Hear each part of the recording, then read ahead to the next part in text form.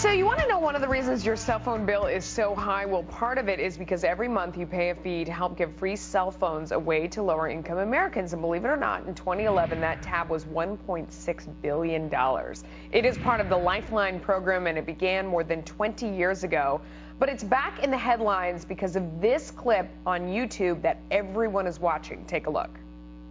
You got Obama phone? Yes, everybody in Cleveland, low minority, got Obama phone. Keep Obama in president, you know. He gave us a phone. He gave you a phone? Do more. How do you give you a phone? You sign up if you on food stamps, you on Social Security, you got low income, you disability. Well, that's not really fair. This program's been around for a while, but Republican Congressman Tim Griffin from Arkansas is trying to revamp the program and take cell phones out of it. Congressman, thank you so much for joining me. Sorry, I don't know if that was you. Yeah. So talk to me about this program. It's called the Universal Service Fund, is a fee that you see on your bill, and that's how it's collected. What is your problem with this program? Because I can certainly see the safety benefit. I mean, it was started a long time ago to put landlines into homes of low-income folks, and that made a lot of sense from a safety perspective. Sure. Well, my bill does not touch the landline portion. You're right to say that the landline portion, the Lifeline program more broadly, has been around for a long time. But the cell phone component is relatively new. And you didn't have a lot of abuse with the landline program because who wants 10, 20 landlines in their home? No one. It was when it was converted or expanded to allow for cell phones that you started seeing the cost skyrocket. You have really two things going on here. First of all, you have the issue of people having more than one cell phone. 10, 20, 30, 40 cell phones, using them as barter, selling them. That sort of abuse has been documented all over the country. The other thing is, I have a fundamental problem with the federal government providing smartphones to people. These are not phones that can only call 911. These are phones that have texting capabilities. Sometimes they're smartphones or Blackberries. They have cameras on them.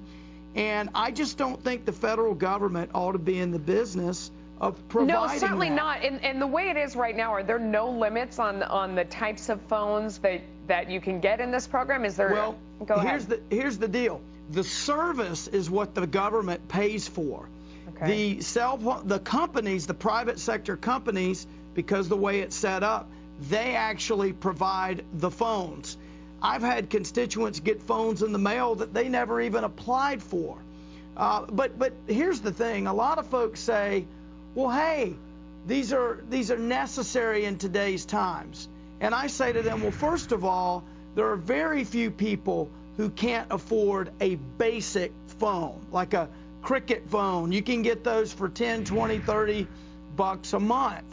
But the broader issue that I try to address to folks is there's a lot of things like jumper cables and first aid kits for cars and what have you that would be great if everyone had them.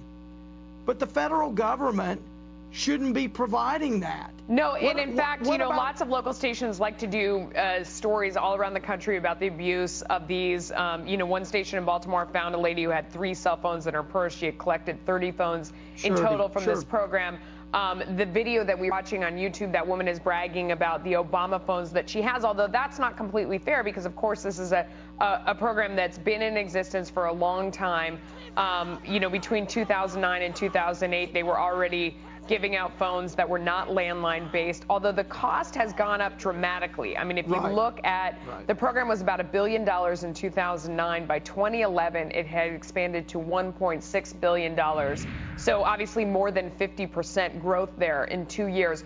Why are we seeing this kind of expansion, and what would you change about this exactly? Well, what my bill does is it basically just takes it back to a landline program. It gets rid of the cell phone component completely. Why are we seeing this? We're seeing it partially because there's a lot more people who qualify by getting a disability or other sorts of government benefits.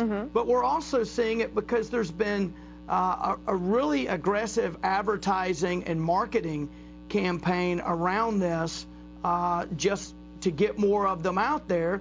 The private sector companies, they get money every one they sign up. They get a bit of money for the service from the government, and so their incentive is to sign up as many people that they can get. Yeah. All right, Congressman, we're out of time, but thank you for your points. We appreciate it, and we're going to keep an eye on this issue. Thanks for coming on the show. Thank you very much. So the kids are back in school.